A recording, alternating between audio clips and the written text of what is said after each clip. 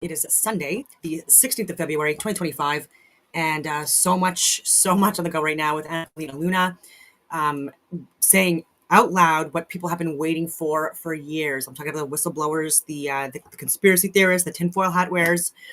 People have been slammed now and called crazy for years. Like finally, information that we've been sharing is going to come out. I'm hoping, but again, even with the people that are doing the investigations, the internal investigations in multiple levels of government, talking about reducing the spending, the budget on the military and defense by 50%. I think that's very interesting because if that involves contracts with private companies or with corporations or organizations, I'm talking about like Raytheon, Lockheed Martin, General Dynamics, NASA being the big one. I don't know why.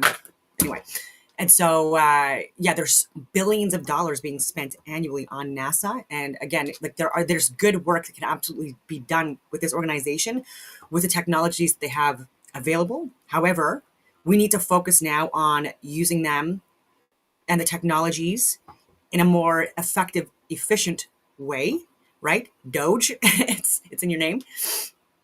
And then let people know that we didn't go to the moon, that we can't go to Mars, that we can't go beyond this contained environment into outer space. Like we need to know the reality about the friggin' fake ass aliens and a possible fake ass alien invasion that would involve, again, staged and planned events by people, again, within within the highest levels of the deep state, I would say. And again, when I talk about deep state, I'm talking about this transcends national boundaries, country boundaries, state boundaries, province boundaries.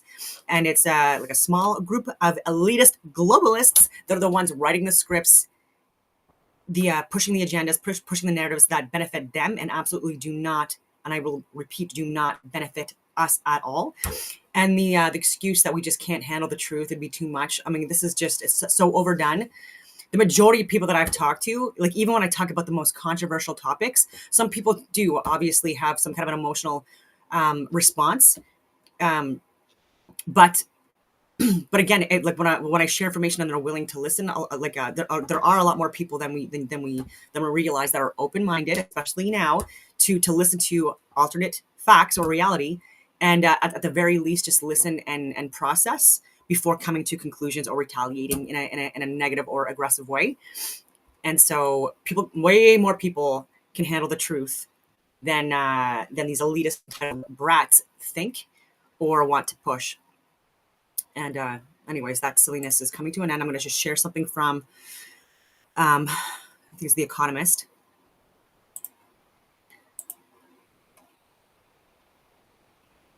I was going to start with it, but I'll share the whole thing.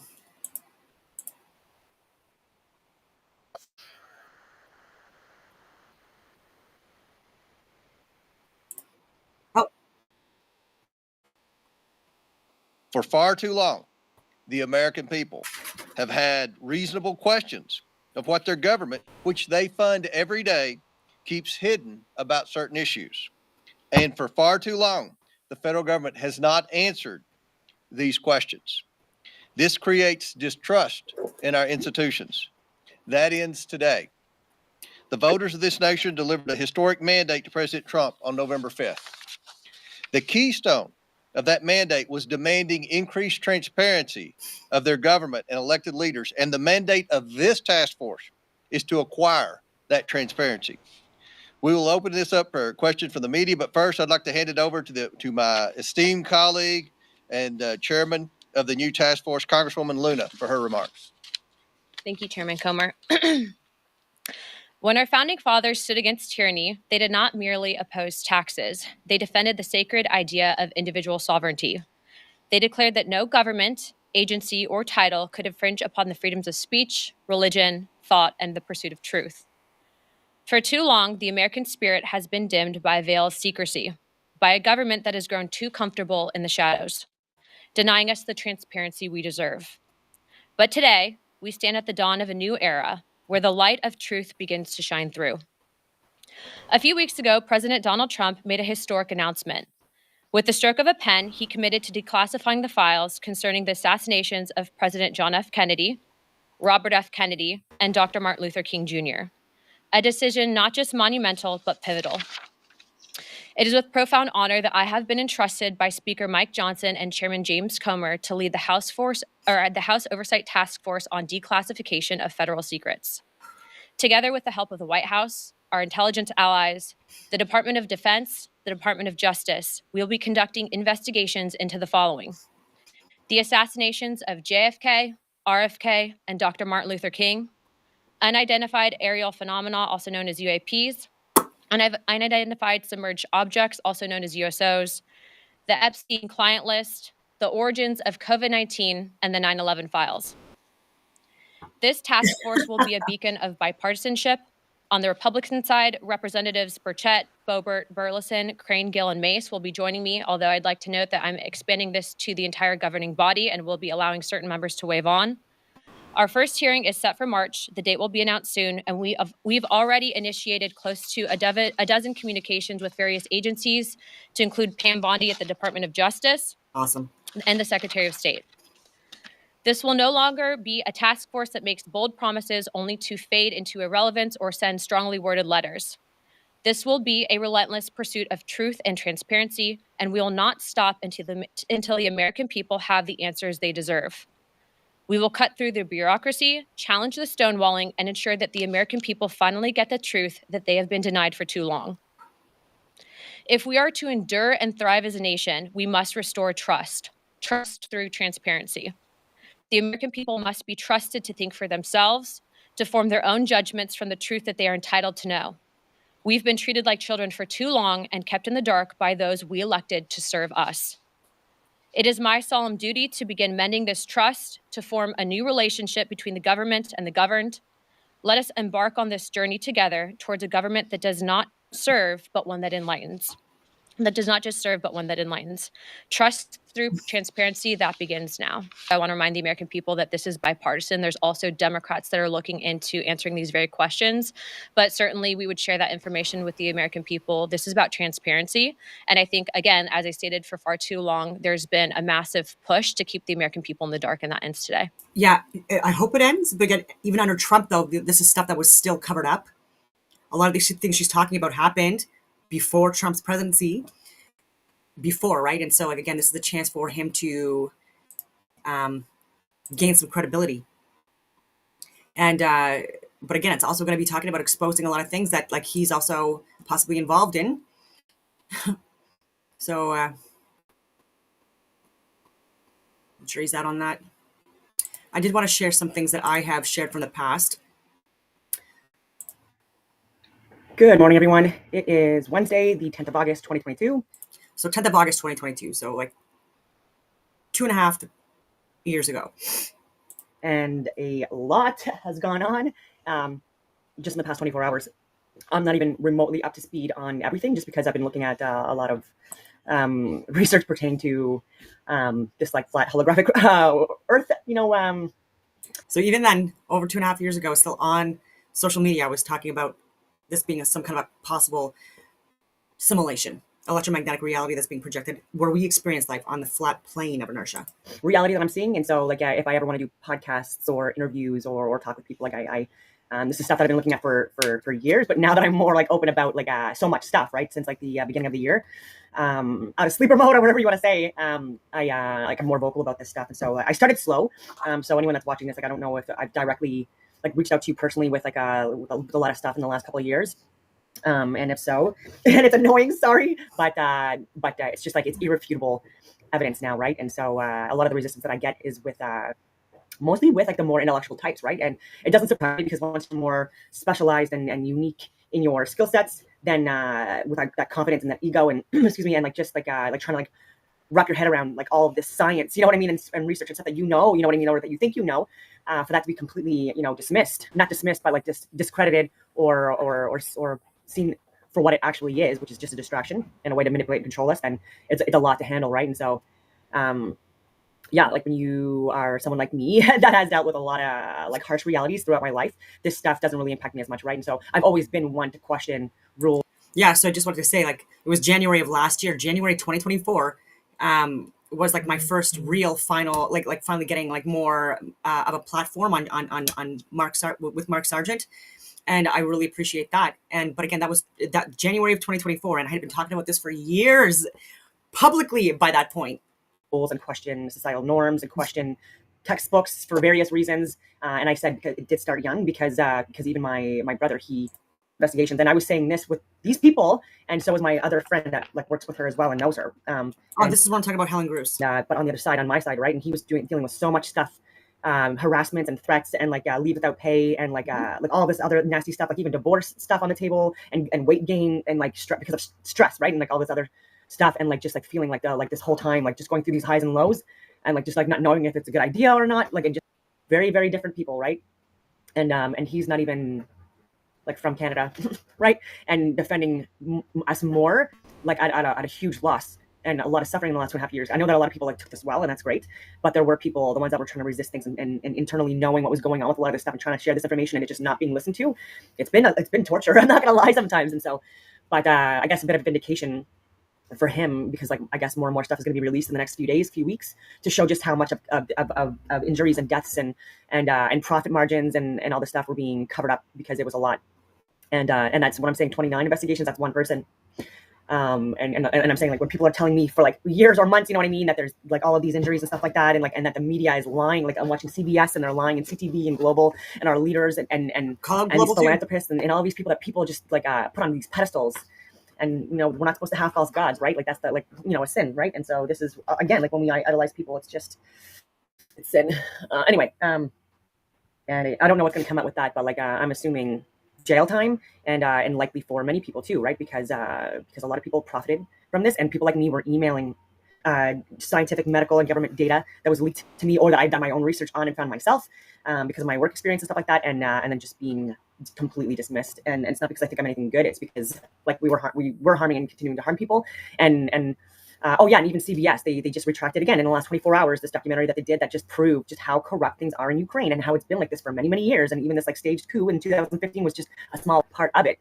And they're saying and admitting that like at least 70% of the funds, the billions of dollars that even Canadian suckers are giving to the Ukraine, are not even going for this war effort, right? And now in August, like August 10th, when it started in like February or whatever, they're like, oh, now they're gonna look at like the funding and getting more to the front lines and stuff like that. What they did do though is they give a lot of like military equipment. So what they were saying was like since World War II, like this has been like the largest like amount of like machinery or equipment or whatever in one area for one staged event that is causing the death and harm and suffering of so many people, right? And keeping us distracted and divided during this time as well.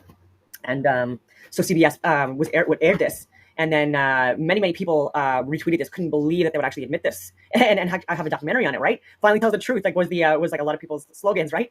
And then it was taken down immediately, right? Because like who owns our media? It's these controllers, right? These elitists. And if they get any whiff of like the reality or the truth, then we can't have that, right? Because if we can't handle the truth, we're just too dumb. We're just brainwashed little puppets. Like, come on. Oh, anyway, I get so infuriated. Like anything that we think it is, it's very different, and their views even on our views are again drastically different. And so it's a shame that CBS finally was going to air something and then had to take it down because they're puppets, and we can tell a lot more of the truth so that people can be a little bit more mindful of how much they're impacting our contained environments. But like no, like they don't profit from that. But carbon taxes, like a few years ago when they put out the budget, I think it was like 80% of the budget was for salaries for people. So even like carbon taxes, like and this doesn't go where you think it's going. And so like if 80% of the budget for carbon taxes is going to go on like people's salaries, like you know what I mean? And then there's travel, and then there's assessments, and then there's equipment and resources. So this is it's so like ineffective too, right? And so what we can do is we can manage our own budget better, and then not have ridiculous fake ass 2022 like again taxes. You know what I mean? That just are these social justice warriors who cause more harm and damage to the earth and us than any one of us combined, right? Like they eat a pee-pee. Like anyway, I just get so frustrated with these people.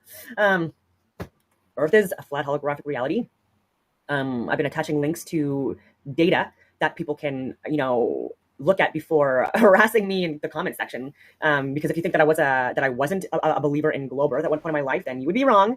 And it was only after finally, like, things never made sense to me too, right? So like, I wouldn't say OCD because that's an actual condition, are not true. That's also something that and seeing that there can't be a curve because not only are people admitting that like anyone that's did any kind of research or experiments, there's thousands online now, and again I could attach them on my links, my description box again, so just click the link. it's going to take a long time. Like some people take years to like process like a lot of the information because it is a lot. But I mean, if you're justifying and like defending something that you know like almost nothing about, then I'm going to challenge you to like tell me like how fast does the world rotate? How fast is the moon? What are the revolutions? What is the axis angle? Like how is there this curve? At certain distances when people are seeing well beyond that. Like there's just there's so many things that you like that people that I ask questions about I know nothing about, and I'm like, cool, you're defending it, and not only are you defending it, but you're calling me out on like what you're considering incorrect information when I'm actually giving you facts based off of research that I've done or research that other people have done and shared, or based off of like old data or people admitting this stuff, and even and for someone like me, the science and stuff like that behind this flat holographic Earth, and but yeah, like even the conditioning has been going on for like hundreds, if not thousands of years. And even with Huxley and Brave New World, that was controlled opposition, that was brainwashing, and Darwin, he was like one of the richest men in London, you know what I mean? And also like controlled opposition, like a liar.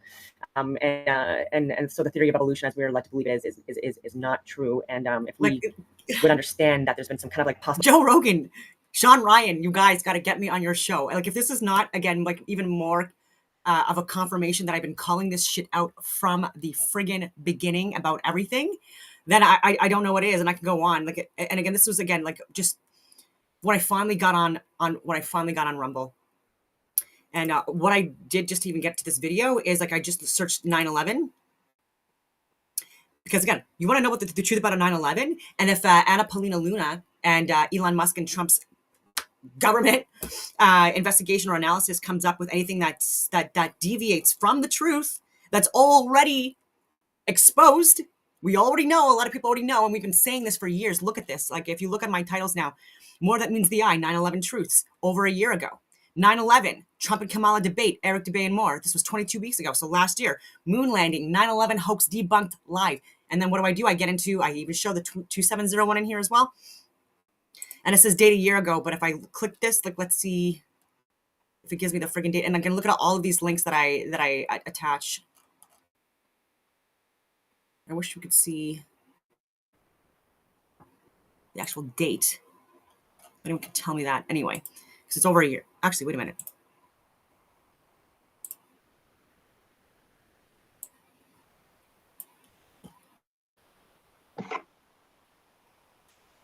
Duh. Hello, everyone. It says I'm live. It is Monday, is it Tuesday? Yeah, it's Tuesday. Tuesday, the 29th of August, 2023. 2023. So again, it says a year, but it's 2 years ago. Red-pilled 9/11, exploitation of entire nations and more. Loose change and looser morals, 9/11 conspiracy and more.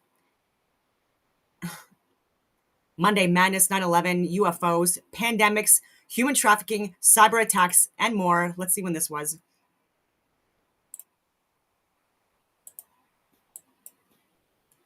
Good morning, everyone. It is Monday, the 16th of January, 2023.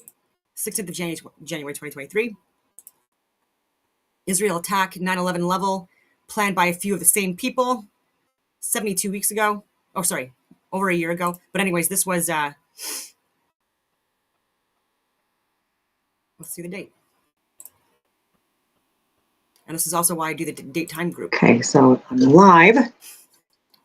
Hello, everyone. It is Monday, the 9th of October, 2023. 9/11 controlled demolitions, explosives, CGI, crisis actors, COVID mandates, NASA documents, and more. Again, hours worth of content, right, on 9/11. And so if they go against any of these experts, it says I'm live, and I just gotta make sure that my laptop is plugged in properly. This is why I hadn't gone publicly like on any kind of like platform prior to, because it's not my element, it's not my expertise. But I am still an international security advisor, and I'm someone that's still again like current and want to again be employed with the government like I was until just like more recently, and but they have to get on board with this shit and start looking at it properly, because it's not. As if you do it one way, it doesn't work, it doesn't charge them, and if you flip it around, there's one side that works. Anyways, hello everyone. It is Tuesday, the 12th of September, 2023, and it has yet again Tucker on 9/11. What do Li Wenliang and Dr. Buttar have in common? And actually, even with that, Dr. Li Wenliang, there are some interesting developments regarding him as well. And I'll leave it at that. Tucker and Vivek on 9/11, the closest reality of Earth ever described online. Crisis actors at all major events, 9/11, war, January 6th, Freedom Convoy, and more. So this is just regarding 9/11, and there's a lot more that I've shared, but again, it's just with it in the title. Those are the videos that I've shared on Rumble regarding that. So they're going to be talking about JFK, like they said. JFK assassination, deep state, deep dive. What really happened? JFK assassination, and I talk about MH370 and more. JFK never before seen footage, conformity experiment, and more. Like, and so, yeah, hours. And so if whatever the this cabinet or this government shares in the US, if it goes against what we already know, then again, you're not going to be helping with this, with the distrust, right? And so like, that's just a recommendation, is to, be honest. You said you're going to be honest, be honest. And so the jury is out. Oh, listen to this. Is this the one I wanted to share? Just 1 second before I get into that. Yep, it is. So this is Moose on the Loose, posted just in the last 24 hours. Mark Carney is going to be speaking.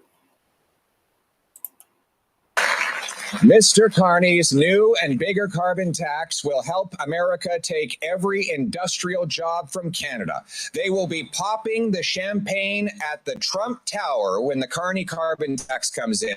Our industrial towns will become ghost towns if Carney gets his way. Mark Carney is a wolf in sheep's clothing. This guy, through Brookfield Asset Management, as Pierre mentions in this speech, was buying and supporting coal from America, UAE pipelines in Brazil, but not pipelines in Canada. This is a guy with a company producing 159 million metric tons of CO2, equivalent to 1/3 of Canada's entire production, wants to put a carbon tax on us, but not his company. No, not his company. His company's good enough to make hand over fist cash, but not Canadians. But Canadians have to suffer for his net zero green climate agenda. This madness must end. This madness must not go forward. Check out this clip here it says Mark Carney says that his weakness is that he's an elitist and a globalist, but that happens to be exactly what Canada needs. My strength is I know how the world works. I know how to get things done.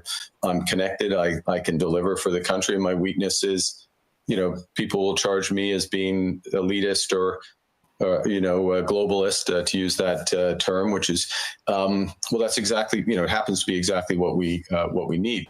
My weakness as a politician is I've not been a politician, right? So I didn't go straight into, as you observed, the killer. The point was right, but the delivery was, I'm working on it. Hard pass on Mark Carney. Most dangerous man in Canada at the moment. Pray people are not stupid enough to fall for him. The coming election will decide whether Canadians want Mr. Carney's sneaky, job-killing, inflationary carbon tax, or whether they want to axe the tax for everyone, for real, forever, with the common sense conservatives.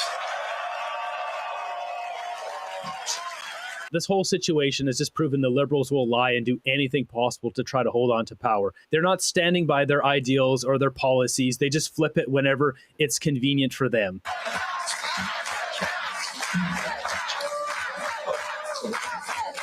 Now, I know Mr. Carney is going to try to plagiarize my policies right before the election. Policies he has long opposed, but don't believe a word. In just a few months ago, did you hear about this? Mr. Carney moved his company headquarters to New York, Donald Trump's hometown, shifting jobs and investment into the U.S., just like Trump wanted.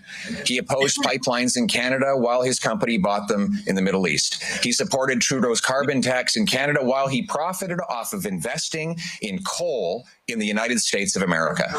He put his profit before our people. Carney cashed in, Canadians lost out. If he wins, Canada loses. Again, and the jury's still out on Pierre as well, because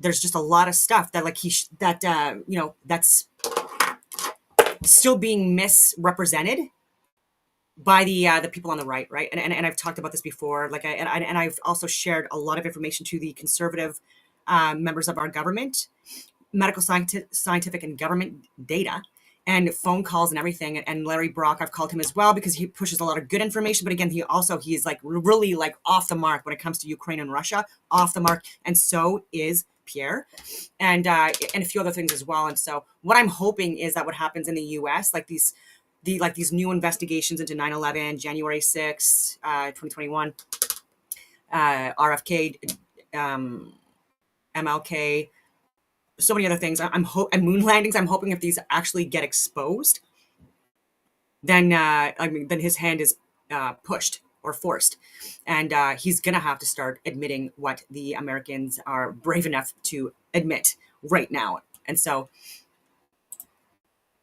But Canadians will win, and we will do it with a new Bring It Home economic plan. We will bring home our jobs, investment, and companies and break our dependence on the United States. We will unleash a fierce free enterprise economy to bring home control. So yeah, that's enough about that. Yeah. And I would I would offer myself to sit down and have a meeting, a discussion with Justin Trudeau, with Pierre, with other people, and share information that I have, and explain it, and if they wanted to.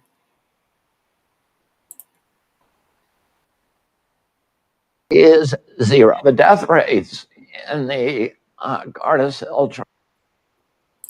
I'm going to show my Instagram before I get into a couple videos here. This is funny.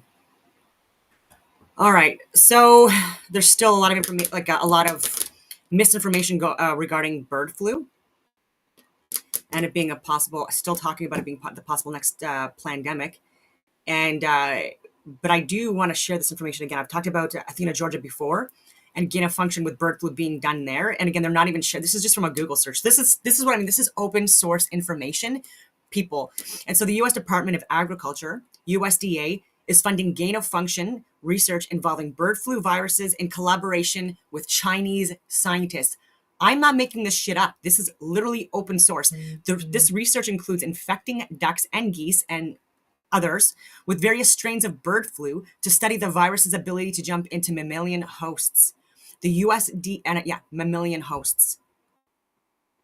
The USDA Southeast Poultry Research Laboratory.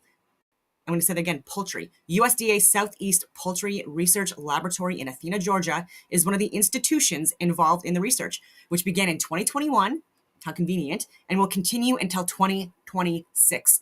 The research focuses on 3 strains, it's actually more than that, but H5NX, H7N9, and H9N2, all of which can infect animals and humans. The goal of gain-of-function research is to increase the transmissibility of virulence of a pathogen to understand the likelihood of it causing a pandemic.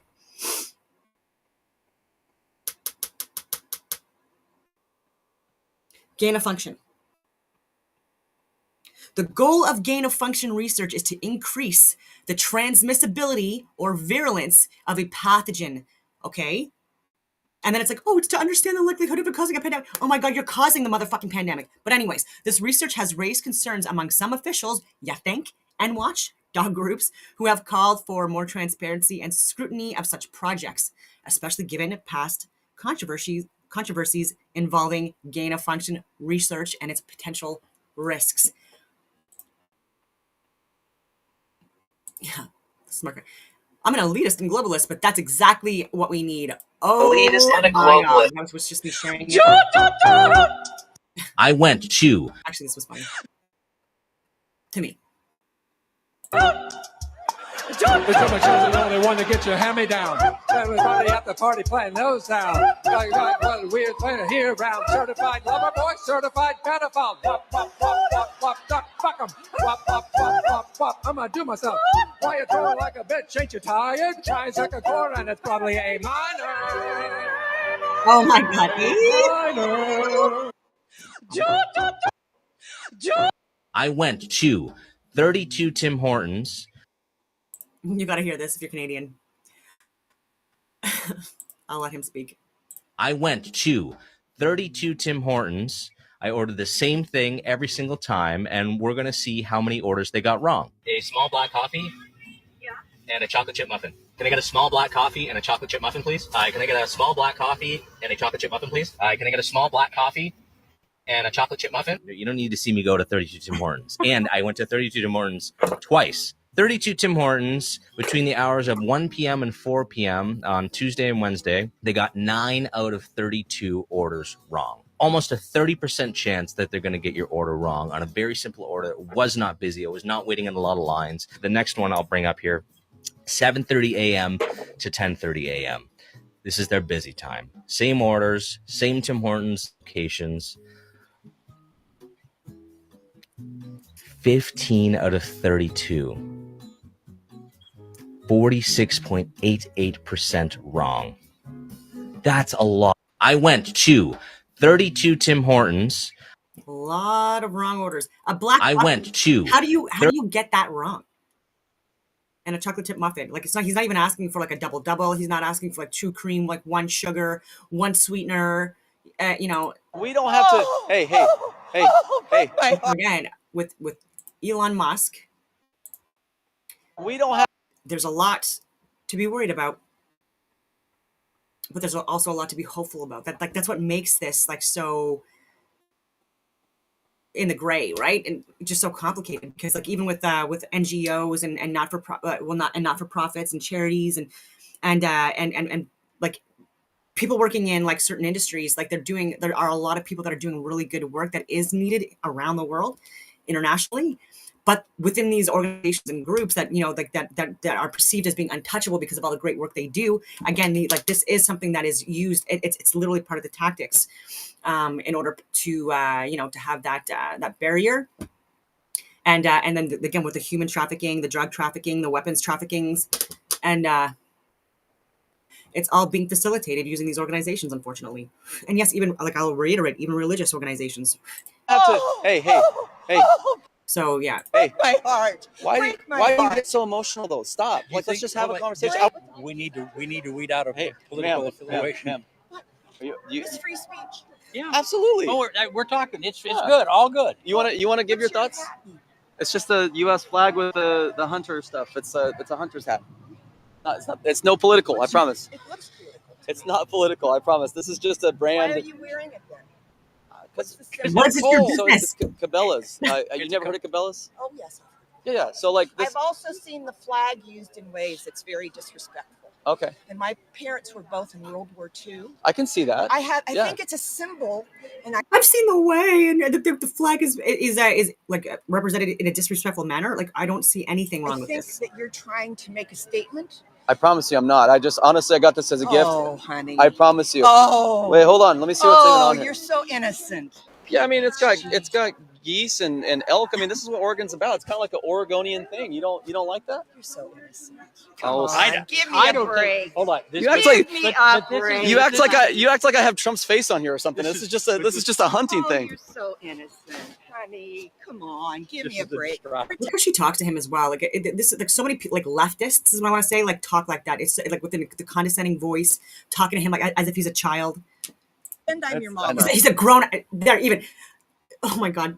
Pretend I'm your I mama. know. Pretend I'm your mama. Okay, I will. My mom died last year, so I would love that. I am so sorry.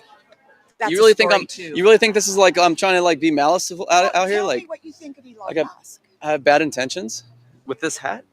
No, tell me what you. I think Elon Musk has bad intentions. We can't talk about Elon until And we you get just over this said that. because you're like No, thinking you I'm out just here said trying to. Elon Musk has This is just- bad intentions. Thank you. I totally agree. You Have a great day. know what? Elon Musk should be president in 2028. What do you think about that? I think that Elon Musk has no skills and no abilities. Well, he's the richest man in the world, so he's got some skills, right? He cheats, he lies, he steals, and he bought a presidency. He She's not wrong there. has done nothing original other than to create things off of other people's ideas. You think that Elon Musk is Not wrong. Tesla and You and are SpaceX? Clear Hold on, as we don't mud. we don't Oh, we don't have to. Hey, Hey, Oh, hey. my heart. Why, Break my why do you heart. get so emotional though? Stop. You Like, let's think- just have a hold on, conversation. just- I want to hear what just- you think, man. Hold on, I have a. I got Hey, ma'am, Oh, your mama died last year. Ma'am. Sorry. ma'am, it's okay. Have a good day. Listen, ma'am, if you're that upset Don't though, call me ma'am. okay, Don't call me ma'am. sir, Call me sweetheart. sweetheart. Okay, whatever Call you want to me- be called. Whatever you want to be called. Why are you so upset? Why are you letting politics get you so upset? Like, don't you see that we're just human beings? Seriously. You think completely different Have from you me. looked- I don't think have ill you of you. looked at You've Doge's? treated me so Have you- disrespectfully right have here, and you- I still don't think have less you- of you. Don't point your finger I'm in sorry. my I face. didn't mean this. I You didn't mean to do did that. certainly mean that. No, I because didn't you mean that in a want disrespectful way. Trump. You want Elon Musk Trump to So be just the because I president. have certain political beliefs, You you are- think you're going to treat me like that? Is what you're Yes, saying? Okay, yes. that's insane to me. It is insane. We don't have to. Oh! Hey, And hey. it's a lot more extreme and intolerant, unfortunately. Like, I'm calling it out, like on like the more leftist political ideologue groups. Wild times. Wild times. That night, Mark Miller is having a meltdown. The guy who thought cartoon squirrels and generic leaves were a suitable replacement for Vimy Ridge and Terry Fox is now outraged that Poilievre wants to restore actual history to Canada's passport. How dare he? Anyways, it goes on here, but there's more. I wanted to show some stuff from Dan Knight. He does really good summaries. I'm not going to read this whole thing, but he was just talking about Pierre Poilievre's rally and his speech.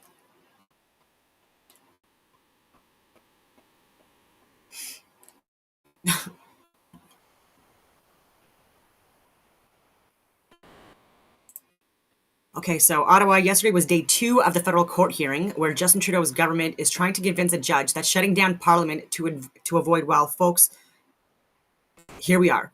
Day 2 of the federal court showdown where the Trudeau government is desperately trying to convince Canadians that shutting down Parliament to protect their own hide was a completely reasonable thing to do. They want you to believe that this is perfectly normal, that it's routine, that it's just a quirk of the system, nothing to see here, folks. But the problem with lying is that eventually you get caught. And on day 2 of this hearing, Justin Trudeau's legal team got caught over and over again.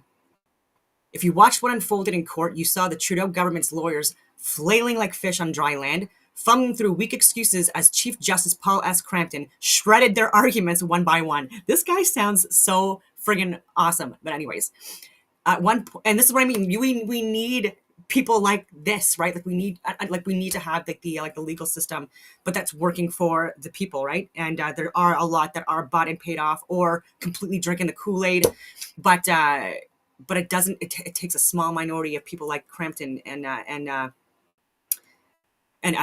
not Mosley. Oh my God, I'm forgetting his name now, and it's unfortunate. Overturning the emergency. Deeming that the Declaration of the Emergency Act on the 14th of February 2022 was unconstitutional. Anyway, so these are all important. At what point they actually misrepresented a legal precedent in court only for the Chief Justice to read the case aloud and reveal that it actually contradicted their argument. Humiliating. Oh my God, this is hilarious. And that was just the start. This case isn't just about whether Trudeau technically had the ability to prorogue Parliament. It's about why he did it. And more importantly, whether Canada is now a country where the Prime Minister can shut down democracy whenever it gets convenient for him. Because if the courts let this stand, what's stopping the next Prime Minister from proroguing indefinitely? What's stopping the government from suspending Parliament every time there's a corruption scandal, every time they fear a non-confidence vote, every time they need to cover up a mess of their own making? And that's exactly what Trudeau did.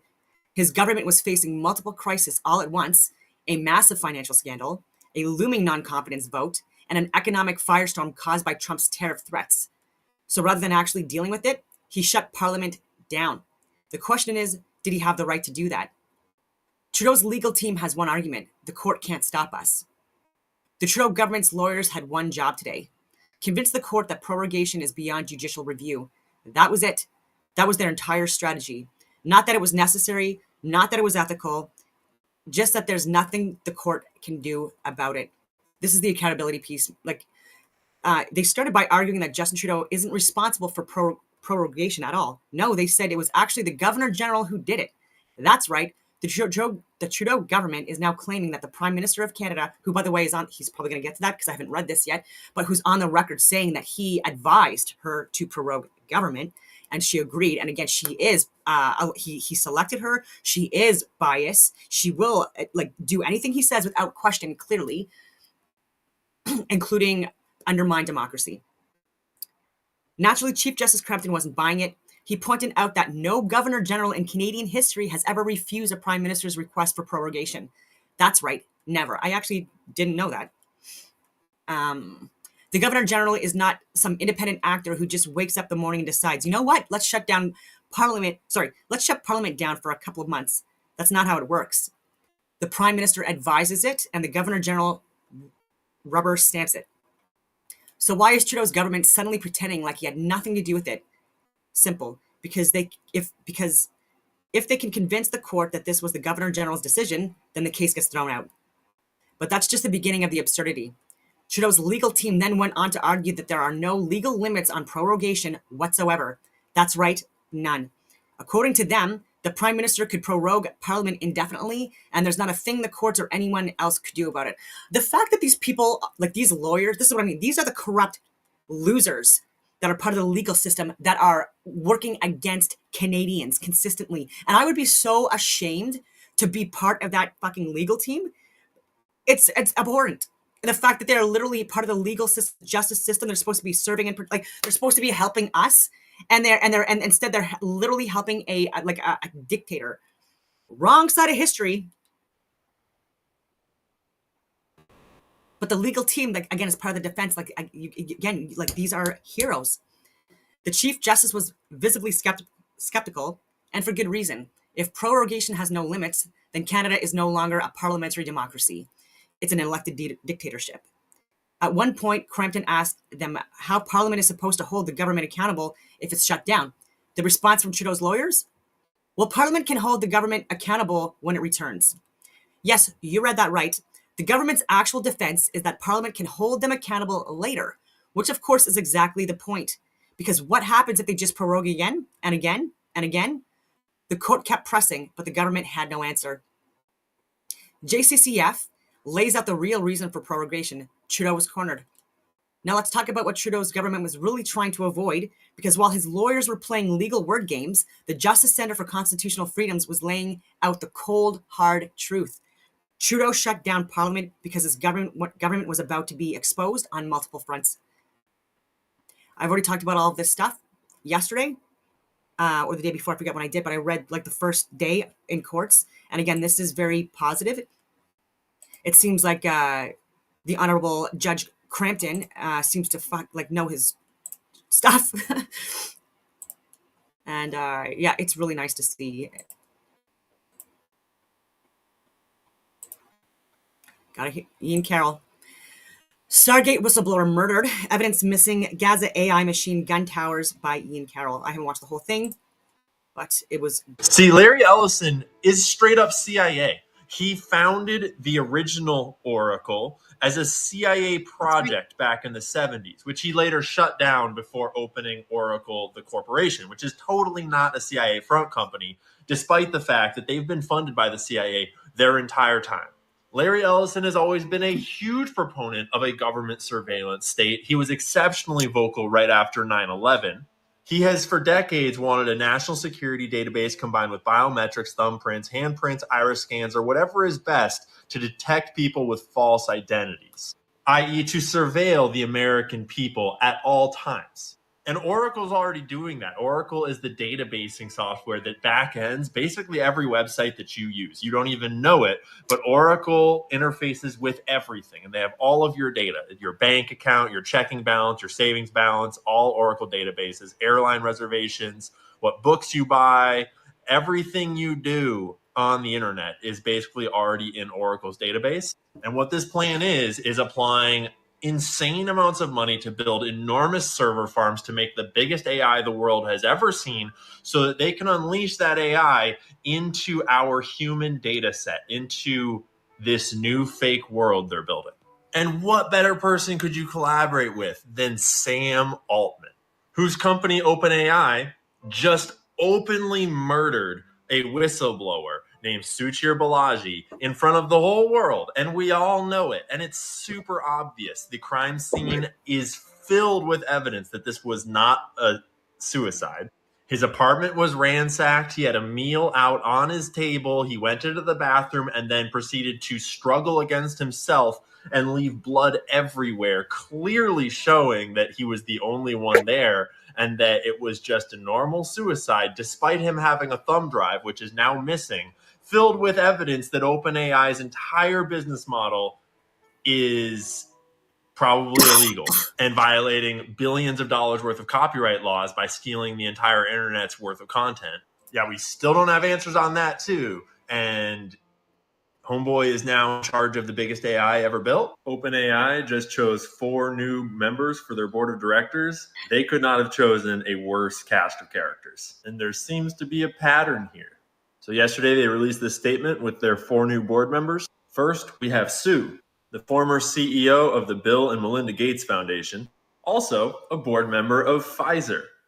She's also a member of the President's Council of Advisors on Science and Technology. But for some reason, when the White House wanted to write her bio, they thought that her 2 most prominent positions at Pfizer and the Bill and Melinda Gates Foundation shouldn't be on this page. I wonder why.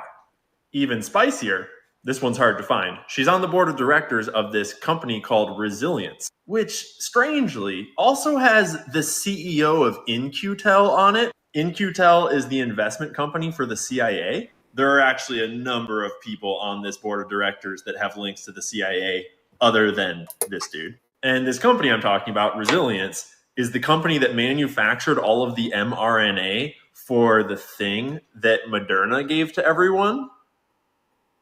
Kind of weird.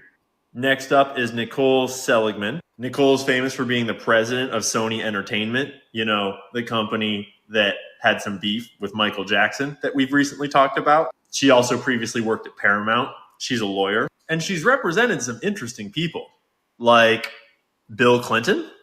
And if you know the Iran-Contra scandal, she represented Oliver North in those trials. In this old article from the Washington Post, they talk about how, by all accounts, Seligman has won the trust and confidence of both President and Hillary Rodham Clinton.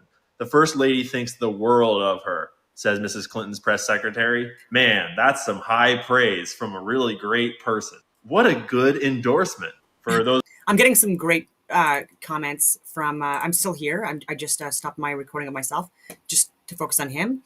And so just a comment. It's impossible for one of the wings of the same bird to expose the other wing. It's all the exact same. I do agree with you. The left and right, like they have been pushing like the same agenda from different angles and perspectives for generations. I'm just hoping that at this point, again, hope, but it's never happened, but that the people within cabinet, like Pam Bondi and Anna Paulina Luna, these people platform people like Ian Carroll, Whitney Webb, myself, and actually look at our data and you know what I mean? And so it would take like them actually hiring people that are actually already known for sharing facts and data and evidence about, you know, actual conspiracies, not theories, but that involve government at the highest levels for the most major events in history, then only then I believe it. And will they do that? There's a lot of money invested in, again, things like going to Mars, which we're never going to be able to do, just like Eudoxus was saying thousands of years ago. Those of you keeping track of how many Zionists are on the board of OpenAI, she's also Jewish. I believe that brings the total to 3 out of 7. Not totally sure if there's more or not. Because, you know, I can't think of anything better for Israel's public image than to have the AI that's giving everyone answers to their questions about the world, answers that are pro-Israel. And then we have Fiji, who is the CEO of Instacart, but she spent a decade working at high positions at Facebook.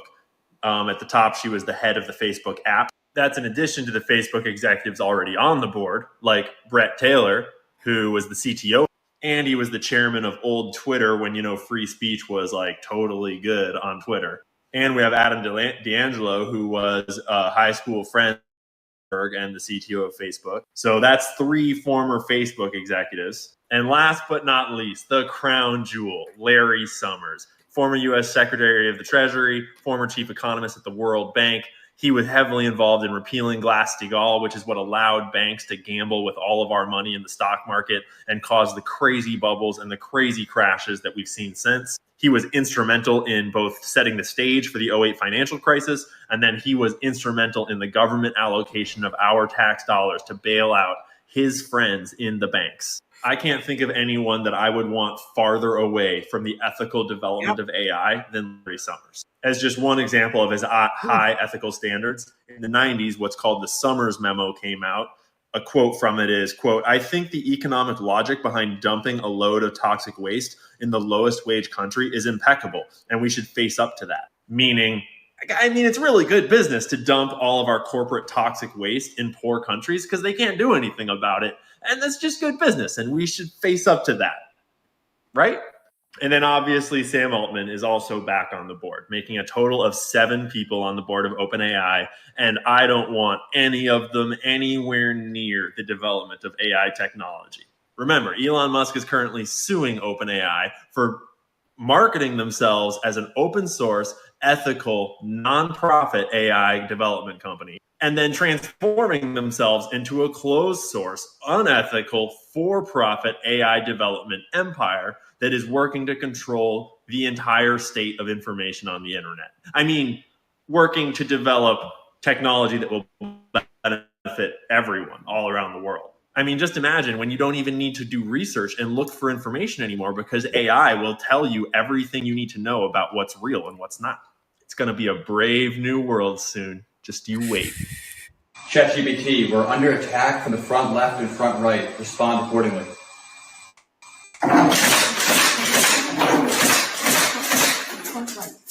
If you need any further assistance, just let me know.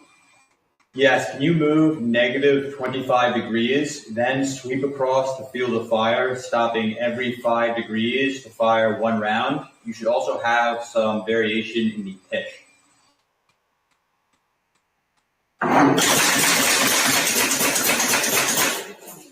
Firing 1 round at each 5-degree interval, with variations in pitch. If you require any further actions, feel free to let me know. Good job, you saved us. I'm glad I could help. Confirm the speed and acceleration settings.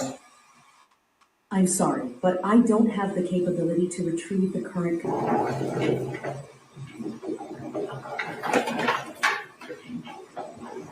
I'll give you some more random left and right moves and just throw a couple degrees of variation on the pitch axis as well.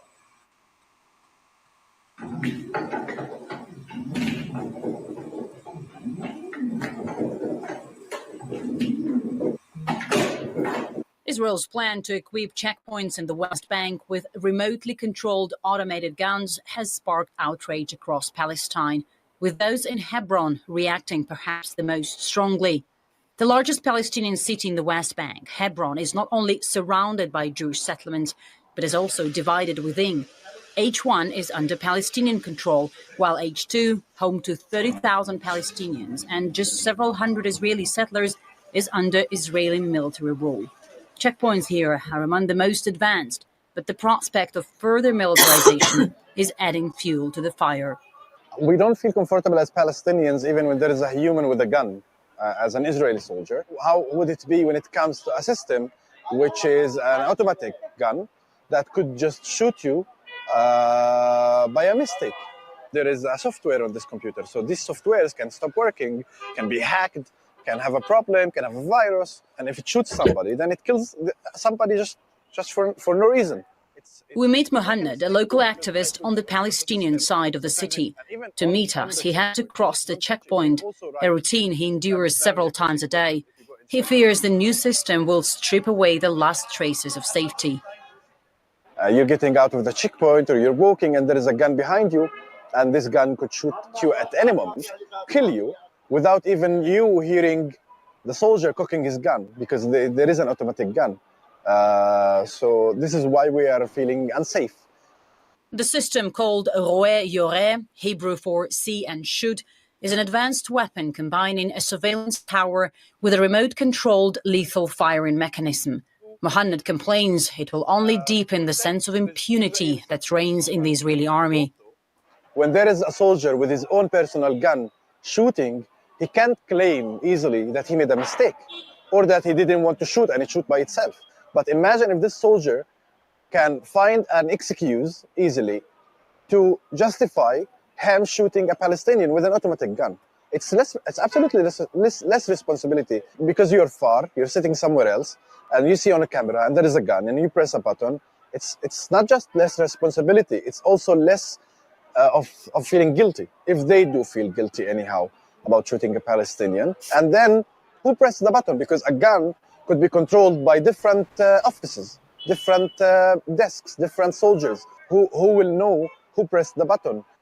Some military experts disagree. Their argument is that the system will allow soldiers to monitor and control without being exposed to danger, reducing stress and giving more time for informed decisions.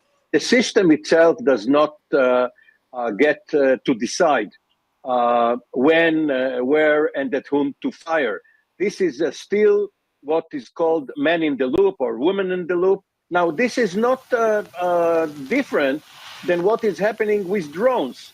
The fact that the drone is somewhere above, that it is flying, and this system is stationary on the ground, does not make a difference. Someone far away, according to the information being relayed by the system, decides whether to pull the trigger. But the decision is always left to humans. However, human rights defenders are not convinced. This policy normalizes the killing of Palestinian citizens and will undoubtedly lead to an increase in victims of the Israeli occupation. This weapon will be used directly against Palestinian citizens. It treats Palestinians as if they are not humans but mere insects. The idea behind implementing this system, especially given the ongoing incidents in the West Bank at checkpoints and near soldiers, is to reduce direct confrontations between soldiers and the public. Instead of risking the lives of soldiers, a machine will take on this role. This will result in many people being killed based on mere suspicion, whether due to their appearance, background, movements, fear, or nervousness. Many will fall victim to this discriminatory, unlawful, and internationally illegal practice, which violates all international legal standards, particularly the Geneva Conventions, international humanitarian law, and human rights laws. In the army since 2008, the system has only been used along the security fence with Gaza, where it failed to protect Israeli barriers during the Hamas attack on October 7th, when militants took it out with drone strikes. So why use it in the West Bank? In the West Bank, where there are no such drones, there is no force like Hamas which can mount such a massive attack. In the West Bank, the expectation is that a squad or individuals will try to penetrate or ambush. And against them, the system is supposed to be more effective. Mohanad suggests another reason why Israel would use a questionable security system in the West Bank. We know that it's going to be sold to other countries because Israel is one of the main countries in the world that sells security systems to other countries. So we are a lab rat for Israel. We are a test field for Israeli weapons and for Israeli companies, weapon companies, to test on us as Palestinians, because our lives for the Israeli government doesn't matter. For the occupation, it doesn't matter. So they can do whatever they want. No matter the motives, the question remains, will it spark more violence or make the West Bank safer? The deployment of the Roeh Yoreh system is still in its planning stages, but it's already sparking fear and frustration across the West Bank. Palestinians who already feel confined in their cities worry this new technology will tighten Israeli control, further restricting their freedoms and undermining their sense of safety. For Israel, it's a matter of security, but for Palestinians, it brings a deeper risk.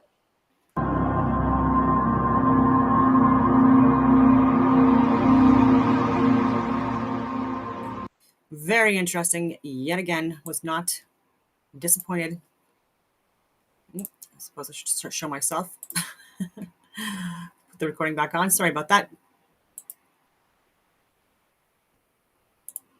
I wanted to share a bit of this.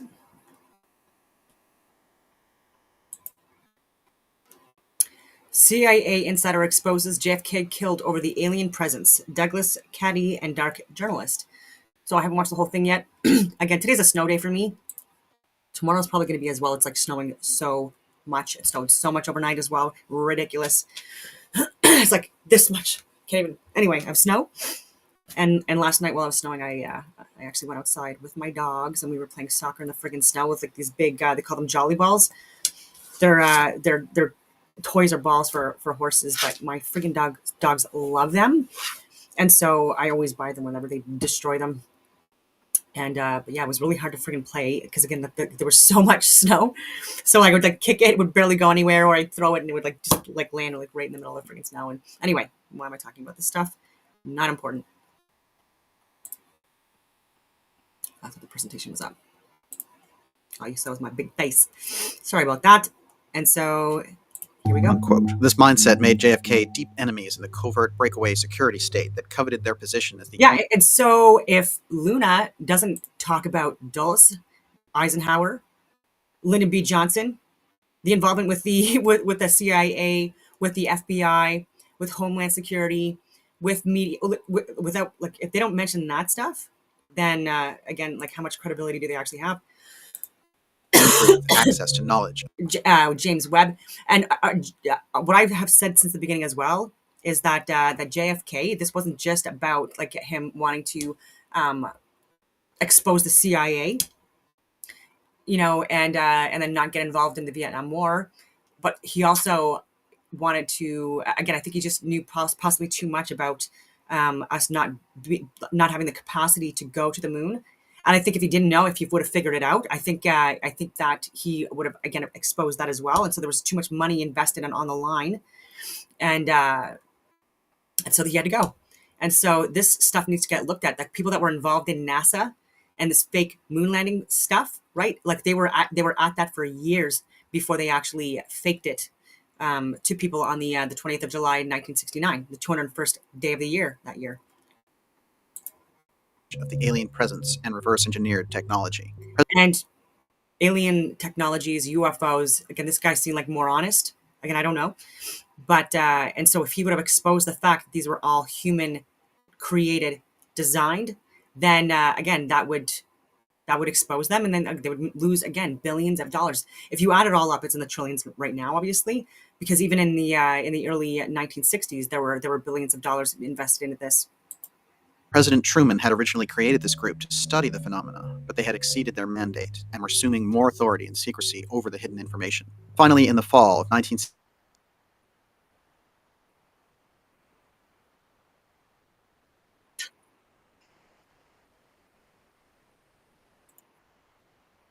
Why is this not sharing?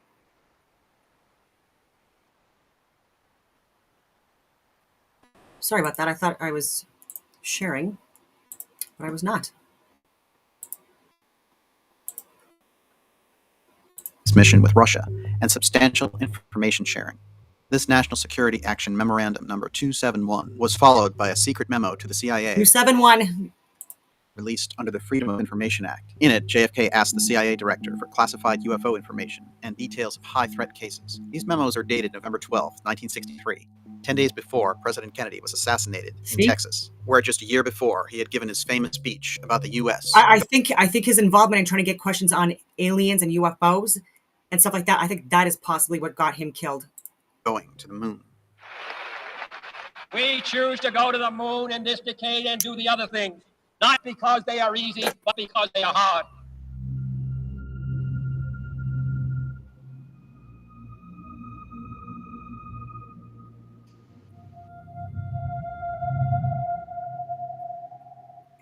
Douglas, it's a great honor to have you on the show.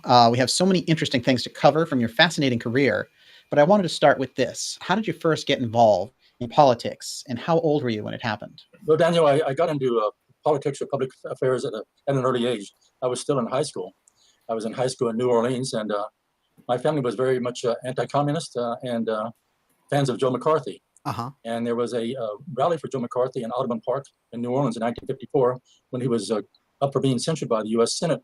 So I went over to that rally, and the organizers of it, the Kent and Phoebe Courtney, asked if I would set up a card table in the French Quarter and collect names on petitions to support Joe McCarthy in his fight against being censored. So that's what I did. I set up a table in the opposite St. Louis Cathedral in the French Quarter in New Orleans, and started. It was very easy to get signatures because Joe McCarthy was Catholic, and St. Louis Cathedral, people going in and out of there were very sympathetic, you know. Definitely. So I collected a large number of signatures and sent them on in. I think General Bonner Fellows was head of the national organization collecting the signatures, and then Kent Courtney invited me to go to a meeting with him with Guy Bannister, and we went to Guy Bannister's office, which was just off Canal Street there in New Orleans. And this is while I was still in high school. And the subject was the Aaron Cohen Crime Commission in New Orleans, which was to study organized crime in New Orleans. And Guy Bannister was a former FBI agent, a prominent one. And so I met him, like I would say 3 or 4 times. And actually, later on, I appeared at a public rally. He and I were the speakers at a public rally on free enterprise, of all things. But it was kind of ironic because this was about 1955. And within a 5-minute walk of his office there in New Orleans was where Lee Harvey Oswald was going to high school. Interesting. He and his mother lived on Exchange Place in the French Quarter. He was going to high school, and I was going to another high school. Our paths never crossed, but this was 1955, and say 1963, that's when the Kennedy assassination took place. And prior to that, Guy Bannister and Lee Harvey Oswald, it's been alleged, had a relationship where Bannister was a handler of Lee Harvey Oswald. That was in New Orleans. And it's never been, Garrison in his investigation got into this, but I don't think it's ever been completely fleshed out as to exactly what the parameters of that relationship were. Right. Whether he was a handler or assisting or monitoring or whatever. But it's just kind of ironic that in 1955, all 3 of us, and I came later on to represent Howard Hunt, who was a figure in the Kennedy assassination. So all 3 of us were within walking distance at that time. And of course, none of us knew what the future held. That's fascinating. You know, one quick thing to mention here is that Guy Bannister was notoriously anti-communist. And of course, Oswald is often portrayed as pro-communist. So the fact that Oswald was working for Bannister wouldn't ordinarily make sense unless his left-wing Marxist persona was just a cover for other things that he was up to. Exactly. My personal conclusion is that Bannister was his handler. But it's one of those things that with the death of Lee Harvey Oswald, we'll never exactly know what the truth was. And when Guy Bannister died, which was not too long, several years after the Kennedy assassination, all his files were burned. Kent Courtney was there when his wife was burning his files. That was his desire. So who knows what were in Guy Bannister's files that went up in flames. Oh, yeah. But in 1956, I was graduated from high school. I chose to go to the School of Foreign Service at Georgetown University. And I enrolled there. And shortly thereafter, I was in contact with Human Events, which was and is a conservative newsletter. And they offered me a working scholarship through the Intercollegiate Society of Individualists, where I would work part-time for them while I was going to school at the School of Foreign Service. And I did that starting in 1957, and I met a friend there, also from Texas, who was also a scholarship holder, named David Franke. And we decided at that time that there was no conservative movement in those days. It was liberalism reigned supreme. Yeah. And we felt there was a conservative movement could be organized out there. And so we thought we'd start with the students. So we formed in 1958, we formed the National Student Committee for the Loyalty Oath, which was to keep the loyalty oath in the National Defense Education Act. And actually, it was Senator Kennedy who wanted to remove the Oh, isn't that interesting? So we were at odds with Senator Kennedy at that point. But what it did was it put us in contact with about 20 students around the country through the publicity and everything that we were ready to take the next step in 1959, which was to form Youth for Goldwater for vice president. Now, we knew Nixon was going to be the nominee in 1960, so it didn't make any sense to form Youth for Goldwater for president. In fact, he would oppose that. But so we formed it for vice president, and that put us in touch with any number of additional students. So we had probably about 70 to 100 students around the country, young people, actually some who were not students, but young people who were interested in conservatism. And when I was graduated from Georgetown School of Foreign Service in 1960, I went to work in New York City for Marvin Liebman Associates, which had a number of conservative clients. My assignment was to handle the account with Governor Charles Edison. Charles Edison was the chairman of the board of McGraw-Edison Company. He was a son of Thomas Edison. He was former governor of New Jersey and former undersecretary of the Navy under President Roosevelt. And he lived just a few blocks from our office on Lexington Avenue in the towers of the Waldorf Astoria. So I would meet with him frequently my title was executive director of the Committee for Public Affairs for the McGraw Edison Company, and we would decide what public affairs programs we would implement. He lived in the towers of the Waldorf, as I mentioned, and his neighbors above him were General Douglas MacArthur and Herbert Hoover. Unbelievable. And on occasion, they would play bridge together. This was obviously another era, but those were two giants, all three giants in American history. But it was Marvin Liebman's idea. He said, well, you have this Youth for Goldwater organization, and I've talked with Governor Edison, and he's willing to underwrite the cost of opening an office at the Pitt Congress Hotel in Chicago at the Republican Convention in 1960, an office for Youth for Goldwater for vice president. And so that's what we did. Now, this would be the 1960 Republican National Convention, and history was really starting to change there. And actually, out of that convention was where Goldwater became nationally prominent. Up until then, he was not. He was just on the verge of becoming prominent. And he became the nominee in 1964. 64. Right. But the seeds were sown at that meeting, at that convention. He came to our room, our little room that we had, the headquarters room for Youth for Goldwater for vice president at the Pitt Congress Hotel before the convention ended, and he said, "Listen, young people, you should not let this organization die with this convention. You should make it permanent." And William F. Buckley was there, and I had written for National Review when I was at undergraduate at Georgetown. I knew Buckley personally. We were close friends. And in fact, David Franke, who helped me found these different organizations, went to work for National Review at the same time I went to work for Charles Edison, so to speak. But and Buckley was a leading conservative voice, right? He was Mr. Conservative. Mr. Conservative, right.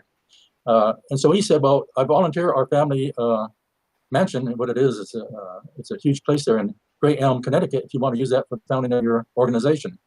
And so the convention was over. Goldwater had made a tremendous impact. He made a speech that electrified the convention and solidified in the minds of many that he was going to be the conservative leader in the future. And so I went back and I put out, sent a letter to those young people that we had the names and addresses of for an interim committee for the creation of a national youth organization. And so we all met at Great Elm in Sharon, Connecticut in September of 1960, and we formed Young Americans for Freedom. Our chairman was Robert Schuckman, who was in Yale Law School, a brilliant person. We had on our board Howard Phillips, who was president of the student body at Harvard University. And we had any number of prominent students around the country. And so we formed Young Americans for Freedom, and we decided, Marvin Liebman was a public relations genius. I learned so much from him. But he said, well, what we really need is to have a rally. We should have a rally here. And so we organized a rally that was held in March of 1961, just after the inauguration at the Manhattan Center in New York City.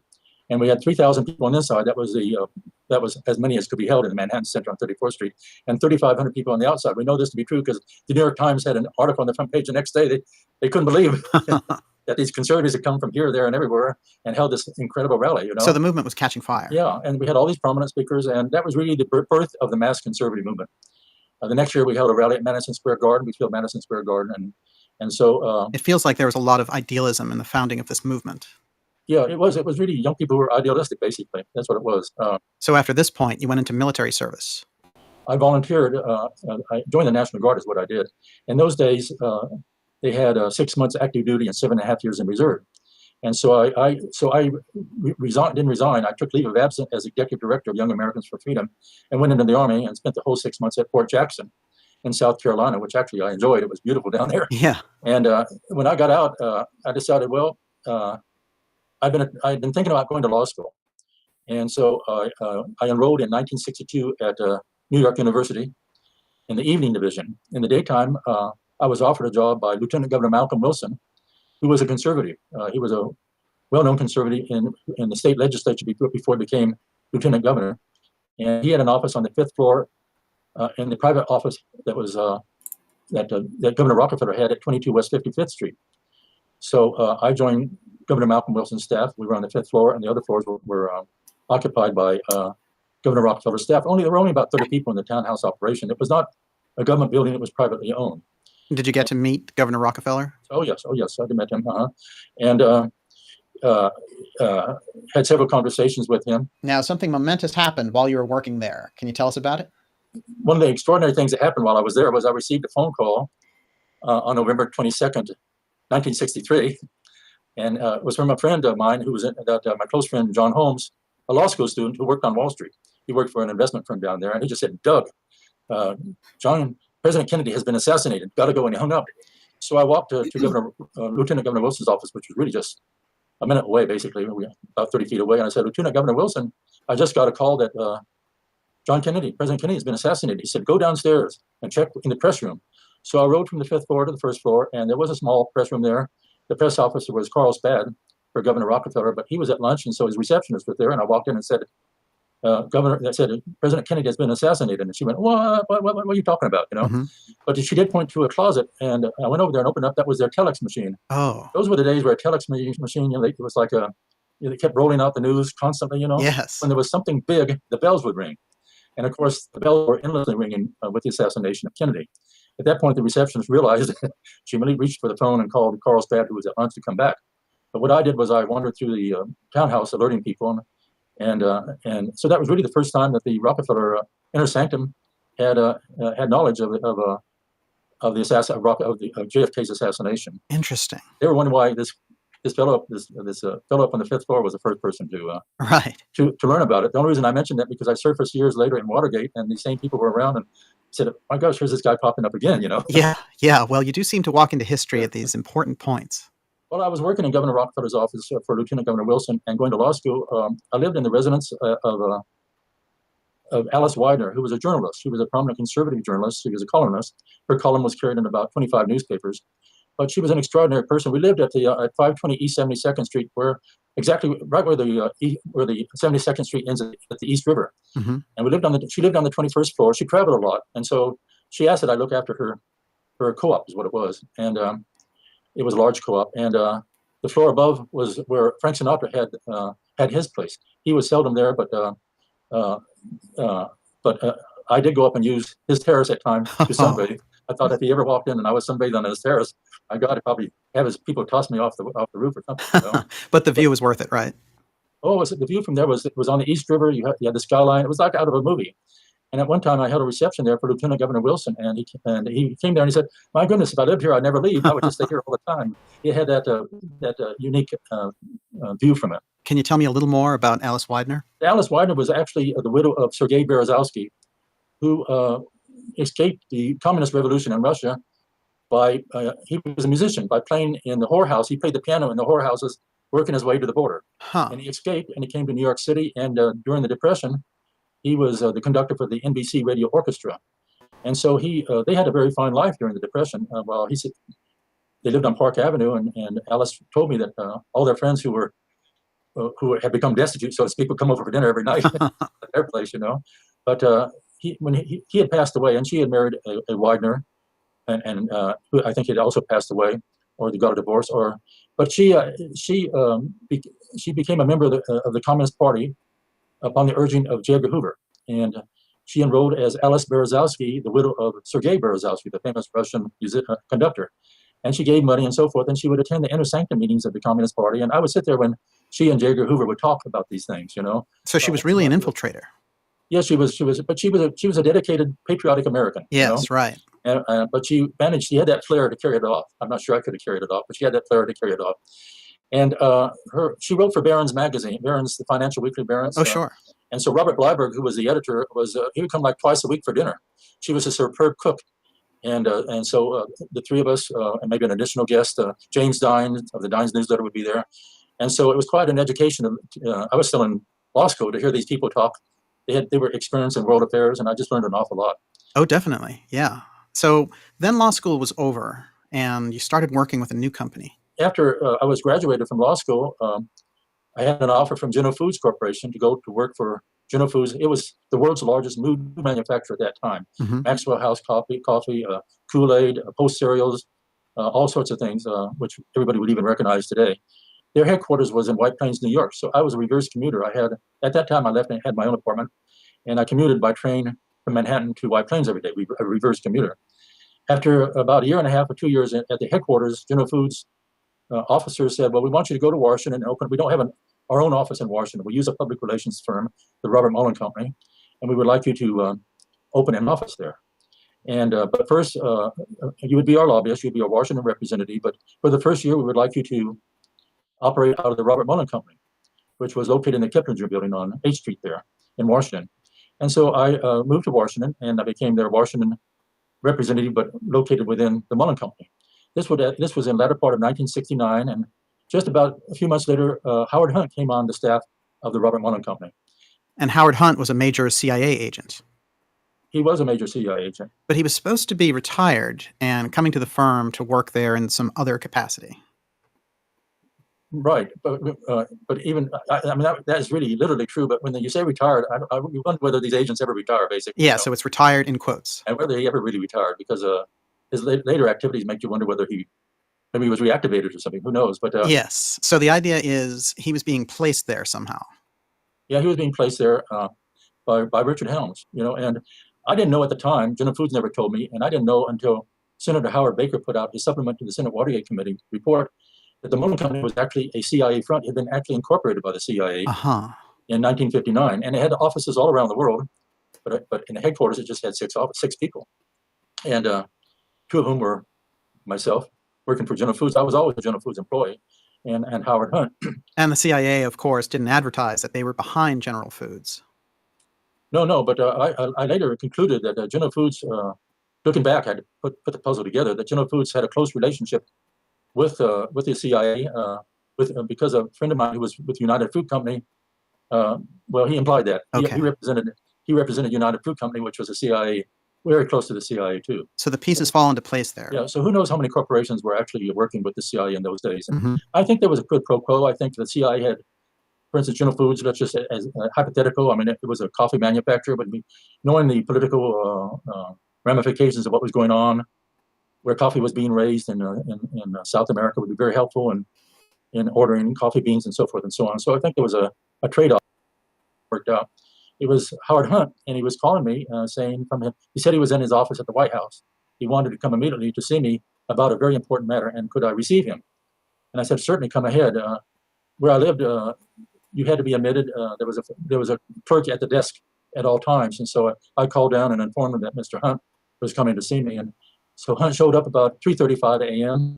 on June 17th, and explained to me that sometime after midnight, shortly after midnight, 5 burglars had been arrested at Watergate. Whoa. These were McCord and the 4 Cuban Americans, and that he explained to me what had happened, essentially, but in very limited form, put it that way.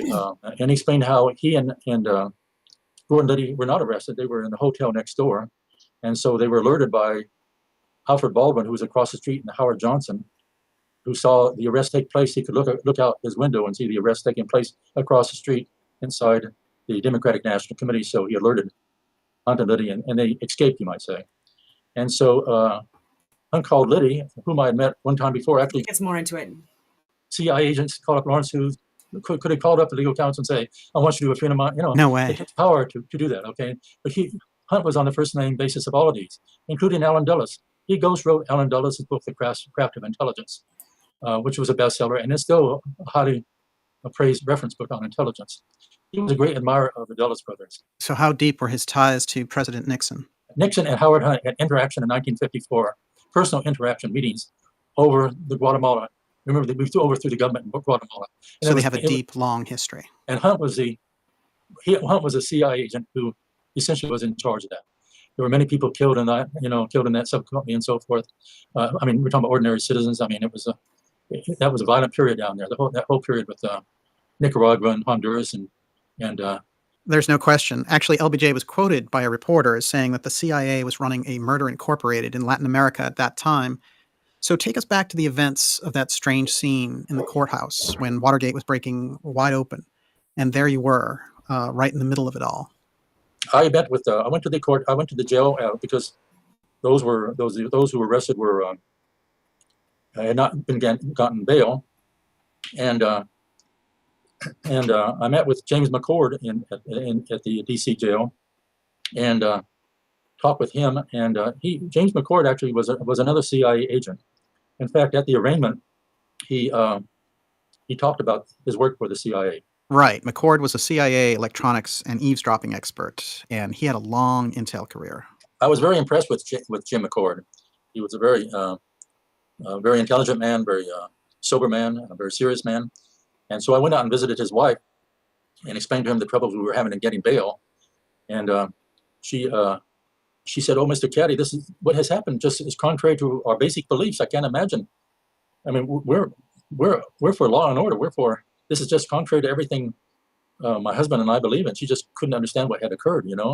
She was dumbfounded by the whole thing to find out that her husband was Part of it. involved in this. Yeah. But his job actually with the Nixon re-election committee was a director of security. But he still had all these strong ties to the CIA. Oh, yeah. But on June 28th, and that's just 11 days after Watergate broke, I was in the courthouse and walking down a corridor on the matter dealing with the case, when Donald Campbell, one of the three prosecutors, approached me and handed me a subpoena. And the subpoena said, you are ordered to appear forthwith before the federal grand jury investigating this matter, Huh. And so forthwith means immediately, right? Yeah. So he actually grabbed me by my arm and pulled me right down the hall into the grand jury room. Uh-oh. And here I was, an attorney. I was an officer of the court. I mean, at a minimum, I should have been. It's very unusual. Very unusual. I should have been given the courtesy of at least a couple hours, if not a day. I mean, it's really unheard of, basically. And so I appeared before the grand jury. I appeared before the grand jury a total of 6 times over the next 6 weeks. And at that point in time, the prosecutors had gained information about Hunt and Liddy. And so they wanted to get from my lips the involvement of Hunt and Liddy. And the questions that they posed to me, based on the advice given to me by 5 attorneys, once I appeared before the grand jury, violated the attorney-client privilege and the Sixth Amendment right to counsel. So I refused to answer 38 questions. And on July 12th, Judge Sirica, in open court, was a packed open court. The press was there and everybody. He said, "Mr. Caddy, you either answer these questions or I'm going to hold you in contempt and jail you." Not only that, but Mr. Caddy, I believe that you are a principal in this case. Even though you were not present at the break-in, I believe you might not have been present at the break-in. I believe that you are a principal in this case. And he was accusing me in open court of being a criminal, basically. Amazing. So he's trying to intimidate you. Well, I was aghast. I turned to my partner, who was standing right next to me, and said, "What is this?" And it was a very vicious thing for him to do without any evidence or anything like that. I have the transcript whereby he did that. And later on, I'll discuss Judge Sirica because there's a big story behind Judge Sirica, okay? Okay. But that night, I met with my 5 attorneys, 3 of whom were former assistant U.S. attorneys themselves who were skilled in this area. And they said, "No, you cannot answer these 38 questions.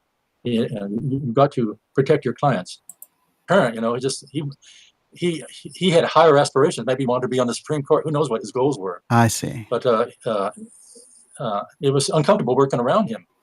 I mean, dealing with a person like that. I mean, I really didn't feel like it was a person I could ever trust, but he was counsel to the president. Yes. And the big mistake on the part of Nixon and Ehrlichman and Haldeman were to let John Dean take this case over and handle it with the Justice Department, because John Dean had his own personal agenda.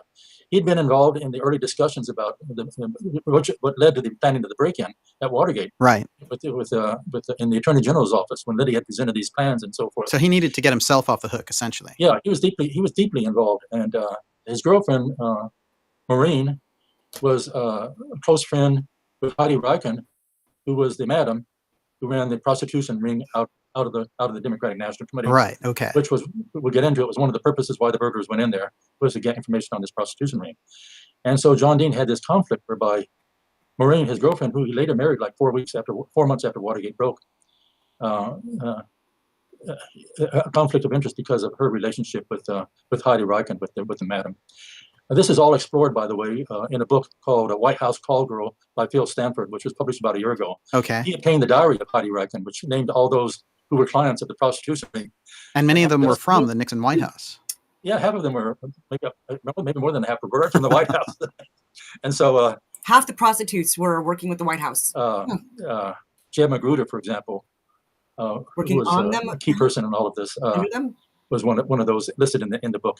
So both John Dean and Jeb Magruder were kind of worried about what the Democratic National Committee had in its books, put it that way. I see. But my point here is that Nixon was operating without this information. He didn't know on July 19th when he said, "Oh, there's nothing to worry about this fellow Caddy. The closest to the White House is that he's representing the wife to Chuck Colson in a divorce action." So, but if he had known that I had been working reporting to John Dean with a 2-minute walk from the Oval Office and John Dean's office in the White House for 2 months, and that I had turned down the hush money. I mean, his whole attitude towards handling this would entirely change. Yeah. He'd realize that I could go before the grand jury and tell everything. And I think he actually would have decided that's something I should do, because I didn't know who the phone calls I came from. In other words, I would just say I got these mysterious phone calls. Somebody wanted me to pass hush money, but there was no way to trace back who it was or anything like that. And from his viewpoint and from Ehrlichman and Haldeman's viewpoint, this would have stopped any pressure from Howard Hunt in quote blackmailing or whatever you want to call it, in pushing for money to support these individuals, right? While the trial was pending, and if they went to prison and so forth, he could just say, "Well, this fellow caddy who represents Hunt and Liddy before the grand jury talked about this with the grand jury. So if Hunt has any complaints about this, he should talk to Caddy." Yeah. Then he could have thought it through further. In other words, I would strongly believe that had Nixon known on July 19th, which was about a month after Watergate broke, had the full story, had John Dean not kept it from Nixon, this thing could have been handled entirely different and probably headed off. It was this elaborate cover-up that went on, involved so many people and all this and that and so forth. It would never gone to the the tapes, the Oval tapes. It could have all been, but John Dean had his personal agenda. Such an ambitious man. He had and he kept this. And his book, The Nixon Defense. His book came out last year, The Nixon Defense, in which he goes back and he has transcribes all the Oval Office tapes and so forth. And he discussed the July 19th conversation between Ehrlichman and Nixon, when my name comes up. And in his commentary, in his own book published last year, he never mentions that I was working out of his office. He was giving me assignments. So he's still omitting that. And that he had directed me to take hush money. Wow. So even up to this present time, he has tried to cover this up, Amazing. And so I think John Dean and the FBI had an investigative final report 2 years after Watergate, an internal report analyzing what had happened. And in the report, they named John Dean as, quote, the mastermind of the cover-up. They say John Dean thwarted their investigation in every way, that John Dean got the inside stuff. He got the FBI investigative transcripts. Right. Without the FBI agents knowing it. He got this from his sources in the Justice Department. So he knew exactly what was going on. And also, I think he got James McCord testified later on before the Senate Watergate Committee that John Dean also got the grand jury transcripts, that Silbert got these to him. So one other thing we should say about Dean is, how unusual is it for a lawyer to testify against his own client? I mean, that's just beyond the beyond. So he was definitely bailing himself out. He was the first one to run to the prosecutors once this thing fell apart, and work out a deal with them.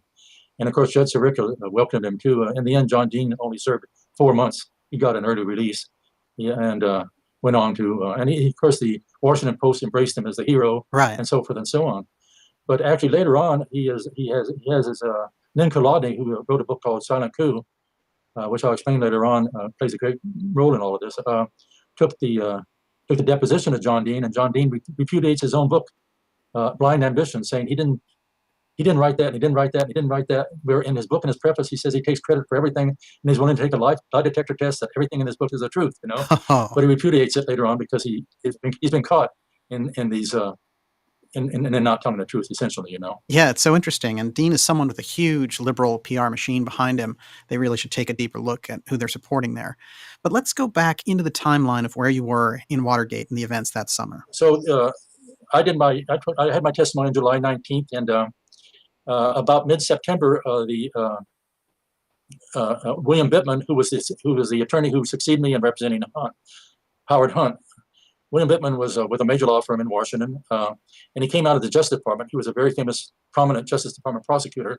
He prosecuted Jimmy Hoffa, for example. Okay. So he called my attorney and said, "I'd like Doug to come to our office to discuss his pending testimony at the trial." It was going to be the first Watergate trial, and Hunt and the Cuban Americans and Gordon Liddy and Gordon Liddy and Howard Hunt and McCord and the 4 Cuban Americans were going to be on trial.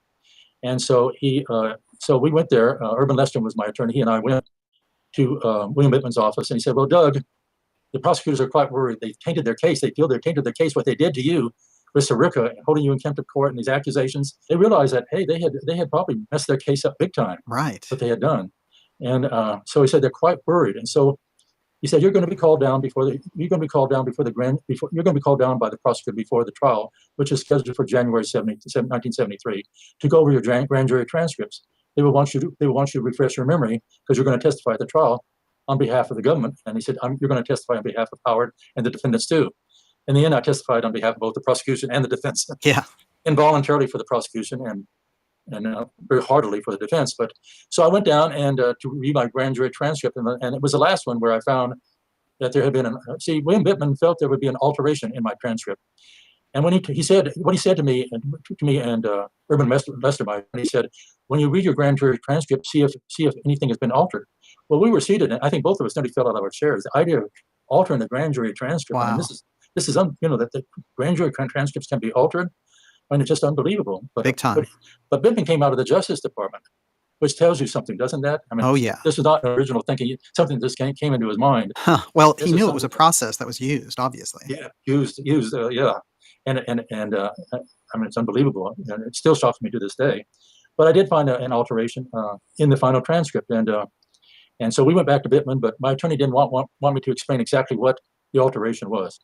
I did not really understand why he did not want me to do this, but that was his decision. But yeah, interesting. So, what point of 1972 are we in now? This was like in September, and my meeting with Bittman was in September. I would say it was October and November that I reviewed the transcripts in the courthouse, and in December was when the death of Dorothy Hunt occurred. Yes. This was a month before the Watergate trial. And Dorothy was E. Howard Hunt's wife, right. And you knew her well. I knew her quite well, yes. When Watergate broke, she was in Italy with two of her children, and when she flew back, she came to my office and expressed concern about all of this, obviously. Douglas, can you give us a brief snapshot of who Dorothy was? Dorothy was a remarkable person. I mean, just a remarkable person. And I'm so pleased to learn that St. John Hunt, one of her sons, is writing a book that we published later this year called Dorothy. That's right. And she was a full-blooded American Indian, I think from the Blackfoot tribe. That she was a CIA agent. That's how she met Hunt. She had done any number of important things on behalf of our country. Now, she worked for AID, didn't she? Yeah, but so did Robert Mullen. Oh, okay. So that tells you a lot about AID. Yeah, it was a CIA front. Yeah. I mean, not entirely, but it's used as a front. I see. It's like being a counselor in an embassy, and which is you're really just a CIA agent, but you're titled as counselor in an embassy abroad. But Dorothy was a remarkable person, and so it was. She took this flight to Chicago, and the plane crashed at the Midway Airport. And the remarkable thing about that, there were like 40 FBI agents on the scene within 30 minutes, even less than 30 minutes. And she was carrying a sum of money, and it's always been a question. They say $10,000. Always been a question of what was she going there, why was she going there, and what that money was all about, and so forth. Sure. If you read St. John's first book, which is called, I have it right next to me right here. It's called Bond of Secrecy. Yes. Which was published a year ago by Trine Day Press, Trine Day Publishers. St. John talks about how Dorothy tried to persuade Hunt not to go through with the Watergate break-in. She thought it was a foolish idea, not a wise idea. She actually threatened to divorce Hunt if he went ahead with the break-in. She was adamant against them doing this. She was really a very sound thinker, put it that way. She sounds pretty savvy. Yeah, very savvy. And so she's a remarkable person. And I testified both as a prosecution witness and a defense witness. Said, well, let's go over to Abilene Christian University to meet with the president. And so went to Abilene Christian University, and the way it was going to be structured with Abilene Christian, it was going to be a $500,000 grant.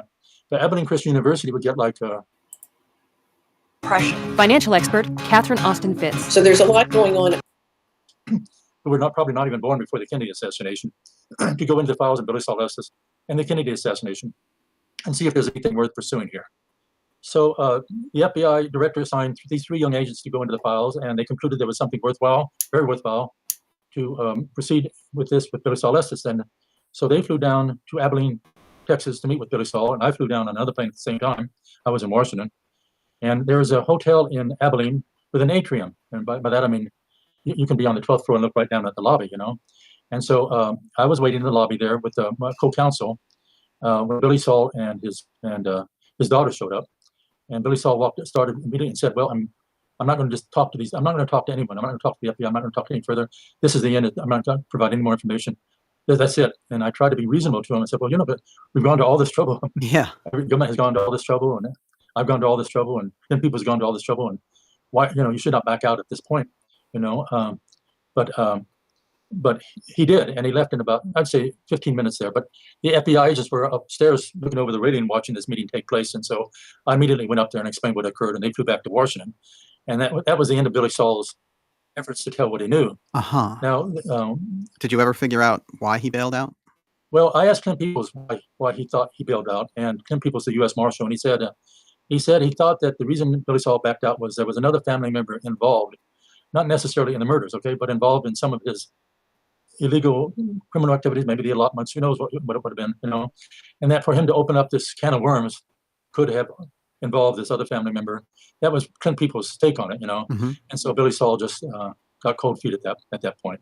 We really don't know why Billy Saul backed out. Billy Saul since then has published his memoirs, which are quite interesting, but he doesn't make full revelations in his memoir. His memoir was published maybe 6 or 7 years ago. He has passed on now. He has passed on. He did come out. There was a French television show, and the JFK researcher, William Raymond, took him on the show, Right. and he did say some of the revelations about LBJ there. But it's interesting that he came out for just a little while with this incredible information, even though he didn't give us everything. No, he didn't. He did not do that. I put on my glasses right here, but I want to quote. This is the New York Times article on Billy Saul's death. Okay. And I'm just going to read 2 short paragraphs. It says, but this print is so small I have to put it on. Billy Saul Estes, Texas con man whose fall shook up Washington, dies at 88. And this is May 14th, 2013. It looks like the print is so small, okay? But the 2 paragraphs I want to read is, Billy Saul Estes, a fast-talking Texas swindler who made millions, went to prison and captivated America for years with mind-boggling agricultural scams, payoffs to politicians, and bizarre tales of cover-up killings and White House conspiracies, was found dead on Tuesday at his home in Granbury, Texas. He was 88. Non-existent fertilizer tanks, faked mortgages, bogus cotton allotments, farmers in 4 states bamboozled, strange suicides in quotes here. Oh, yeah. Including an investigator shot 5 times with a bolt-action rifle, assassination plots, Jimmy Hoffa and Fidel Castro, Jack Ruby, and Lee Harvey Oswald. He said that's all part of That's pretty amazing. part of Estes history. But it's hard to top that, But what's fascinating is that he was a major LBJ business partner. He ends up going to prison. And yet, and this is something that you've pointed out, LBJ's biographer, Robert Caro, doesn't mention him once in the 4 volumes of LBJ's history that he writes. Yeah, and Mac Wallace is also missing too. Now, Mac Wallace is a stone killer. Mhm. First killing I mentioned was of John Kinzer. John Kinzer was killed in 1951. And he was Joseph being the sister of LBJ, boyfriend. And he was killed because Joseph had told him too much. I see. And Mac Wallace went to Austin and killed him at a golf shop at which Kinzer worked, and was caught by the police as he fled the city. And he told the arresting officer, "I work for Lyndon Johnson. I've got to get back to Washington." Right. But they still arrested him. Okay. Yeah. And he stood trial and was convicted of malice aforethought, homicide, and a felony. And yet the judge gave him a probated sentence of 5 years, and he walked free. And that was the power of Lyndon Johnson. His attorney at the trial was Lyndon Johnson's attorney. Exactly. So this Lyndon Johnson basically got him off. got him off. But Lyndon Johnson achieved what he wanted. Was John Kinzer was killed because he knew too much about what Johnson was up to in 1951. Now jumping to 1961, one of the murders I list there is of Josepha 10 years later. Yes, LBJ's sister. His sister, what Billy Saul told me, and he also told Lucianne Goldberg. I arranged for Lucianne Goldberg, who's a literary agent from New York City, a prominent literary agent, the mother of Jonah Goldberg, the columnist who writes in the newspapers today, whom I knew from years before. I knew Lucianne, to come to Texas to meet with Billy Saul and maybe be his literary agent. And so we met in Abilene. He's able to eat people up. Senator Robert Kennedy there with no illusions about LBJ. And in fact, as a places, because Billy Saul told me this in '84, and also Lucianne Goldberg. He's mean, bitter, vicious animal in many ways. I think he's got this other side of him in his relationship with human beings, which make it very difficult unless you want to kiss his behind all the time. He's able to eat people up. Senator Robert Kennedy there with no illusions about LBJ. And in fact, as Attorney General, quietly investigating some of Johnson's shady dealings. So what happened after the Celestes deal fell apart? So anyway, that ended my involvement with Billy Saul Estes. Had he gone forward and told what he knew about Lyndon Johnson, it'd be a great revelation. But All he did was write what he knew about his book and talk about this fellow, the interview with this French fellow that you told about. Yeah. In other words, he took to his grave very, very important, important secrets, Right. He definitely added intriguing facts that should have shaken up the media world if there wasn't such a block there. Right. And we know he had even more to share that we didn't get. Right. Now, interestingly enough, about 14 years later, so from 1984 to 1998, in 98, a JFK researcher named Jay Harrison had a copy of the unidentified fingerprint that was found on a box in the so-called sniper's nest on the 6th floor of the Texas School Book Depository. And then he obtained a fingerprint from Mac Wallace's arrest record, and he found an expert who matched the two up. Now, can you talk a little bit about how this Mac Wallace character received some attention with this discovery? Yeah, Mac Wallace, by the way, Mac Wallace was investigated by the Office of Naval Intelligence when he had to go through security checks at various times in his career, and he failed almost all of them. And I have copies of these intelligence reports. They show that he was convicted of this felony in the killing of John Kinzer. Right, okay. If you read the intelligence reports, personnel reports on Mac Wallace, they're very damning, put it that way. Right. Well, he fits the profile of a dangerous psychopath, basically. And he came out of the University of Texas. I think he was president of the student body there. I mean, he came out of the LBJ, Lyndon John Connally era, in other words. Yes. One of the Texas boys. Right. There's always been this question about this fingerprint on a box there on the 6th floor in the Texas Depository in the sniper's nest, right? Mm-hmm. And so this fingerprint was available in the public record. And so Barr McClellan, who actually was at one time an attorney in the law firm in Austin that represented AJ, right, took it to Nathan Darby, who was the Austin Police Department, retired Austin Police Department fingerprint expert for like 30 years, and asked him to examine this fingerprint against what the public fingerprints of Mac Wallace were. Yes. And he found, I think, like 26 points, some gigantic number of points of matching. They points. matched. Yeah. They matched. And so he filed an affidavit that this was Mac Wallace's fingerprint there on that box. And so that's always been a continuing point of contention in this whole thing. Sure. One way or another. But Mac Wallace was a psychopath. There's no doubt about it. But he died a mysterious death, automobile death too. I would say too. So did Clint Peoples. He died in an automobile accident, and his car ran off the road and hit a tree. Uh-huh. And so did Mac Wallace. Yes. And Clint Peoples. But Clint Peoples was about ready to make a major announcement about LBJ the next day.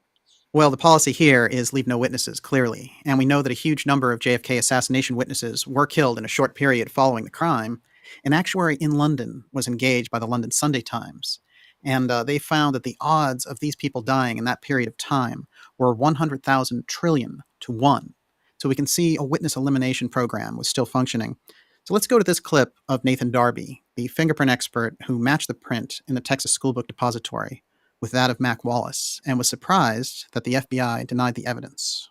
I don't know why they couldn't say that the thing didn't match. It did match. There's no question about it. My experience, I've just had too much experience. I know what I'm talking about. I'm positive. No question about it. My dying declaration, if I was to drop dead right now, they match. And that's Nathan Darby, fingerprint expert for the Navy and Austin Police Department. So to sum this up, Billy Celestes came forward with an offer to give testimony in exchange for immunity that would implicate LBJ in the murder of President John F. Kennedy. We can see they took his allegations, at least some of them, seriously enough, because Henry Marshall, the agricultural official who, according to Celestes, was killed because he was exposing corruption, his cause of death was changed from suicide to homicide. And also, a researcher in the JFK assassination did match the fingerprint of LBJ's hitman, as Celestes described him, to an unidentified print on the 6th floor of the Texas School Book Depository. Now, Douglas, you were right in the thick of it when these things were coming to light. But then, as time passed, you got busy with other things. So what was it that made you come back to the JFK assassination and these revelations? The JFK assassination topic on the Education Forum London started a topic on me. Yes, right. In 2006. And when I read about this, and they did that because they had read online about my correspondence with Stephen Trott, the Attorney General in the Justice Department, about Billy Celestes' case and about the allegations about John Kennedy. And so they started a topic about me because I had been a figure in Watergate, and now I was bringing forth this information about from Billy Celestes, about Kennedy, and about Malcolm Wallace. Yes. And so when I saw them starting this topic about me, I decided to join the Education Forum out of London. But in joining the Education Forum, up to then, I had never been a scholar of the Kennedy assassination. In other words, I knew I described where I was when it took place. But I knew books had been written, but it was not something I'd really on my radar screen, so to speak. I see. But by joining, because I was a topic specifically on the education forum on the JFK assessment. In 1972, the trial was in where he pleaded guilty was 73. He was going to prison in 1975. The delay in going to prison was because he testified before the Senate Watergate Committee, before the special prosecutor, depositions. There were all these things that, it was best to keep him out of prison so before he could get. There's a lot in here. And someone like him, if he's still alive, I don't know, because this was posted 9 years ago. 9 years ago. And so someone that should be looked into in order to give some insight into the JFK files and Watergate and moon landings and UFO stuff. And again, I offer myself as well. Who am I? No one. But again, I do have compelling evidence that would suggest again, like deep state involvement. I want to get back into my social media because again, Mark Carney, like this is coming soon, right? March 9th. It's either going to be him or Chrystia Freeland. Both of them involved with Bilderberg and WEF and things like that. But Mark Carney much more than Chrystia Freeland. And one of our kids is he's actually the godfather of one of Chrystia Freeland's kids. And so, anyways, breaking down the next Prime Minister of Canada. And there's more I'll share if he doesn't get to it. Have done of Mark Carney, who is going to be the next unelected Prime Minister of Canada. Chrystia Freeland, the former finance minister. Mark Carney is her son's father. Okay, there you Don't go. take it from me, take it from her. Watch this. I speak with him often. He's actually my son's godfather. But wait, there's so much more. This is Mark Carney's wife. She works for this company right here. That's the same company that's received billions of dollars from the Liberal government. And this is something that's very well documented. Now, what you can't see up here is the logo for the World Economic Forum. Mark Carney is a member. He's actually been a member of the World Economic Forum for quite some time. He's been doing a lot of speaking engagement. And keep in mind, he was a member from when he used to live in the United Kingdom. He holds a Canadian citizenship, an Irish, and a British. 3 countries. He also had close ties with Ghislaine Maxwell. You can see her in these pictures here. Did you know that when he became appointed the economic advisor for the Liberal Party, this company here, remember it, Telesat, completed $2.5 billion in funding from the federal government. This here is Mark Carney having a good laugh with his friend Dan Goldberg. He's the president and CEO of Telesat, the same company that received $2.5 billion in funding. Because he wasn't a member of parliament and just an economic advisor, he doesn't have to abide by conflicts of interest, nor does he have to disclose whether or not he held shares in Telesat at that time, or well before then. When Elon Musk was asked how much it would cost to provide Starlink to every Canadian household that doesn't have high speed, because Telesat received over $2 billion in funding, he responded with half that amount. Telesat, they don't have a single satellite, not a single one in space. Did I mention that the contract that they have to launch their satellites to space is with SpaceX? Anyways, after he became the economic advisor of the Liberal Party, Mark Carney asked the Liberal Party to manage $10 billion on behalf of the government. Investment firm that asked for that money, it's Brookfield Asset Management. And yes, Mark Carney, he's the top guy. He's the chair. What do you guys think? Does he fit in well with the Liberal Party? Do you guys think it's going to be more of the same corruption? This is the most comprehensive video I'll have done. Yeah, it will be. Because he's corrupt. I don't know why it's not sharing. I had something else that was sent. See, it's not even I have it on my stories, as you can very plainly see. Oh, maybe it will upload now. Okay, here we go. This again with regards to Mark Carney. This is from Table Salt. Breaking: new research has unearthed that Mark Carney's firm Brookfield Asset Management owned an Australian coal shipping port, the Dalrymple Bay Terminal, which supplied China with 5.8 million tons of dirty coal a year. Proof and comments. And so, yeah, is this the guy that people want? I don't think so. Anyways, I've gone through a lot today, and excuse me, I highly encourage people to like, share, and subscribe because it does help me get my content out there. I hate saying it, but it's just the truth, right? And so much. Oh my goodness, it's it might be upwards of 60 centimeters total, maybe more. I don't know if I had already said this, but my mother was going to come visit me, and we both suggested to each other for that not to happen.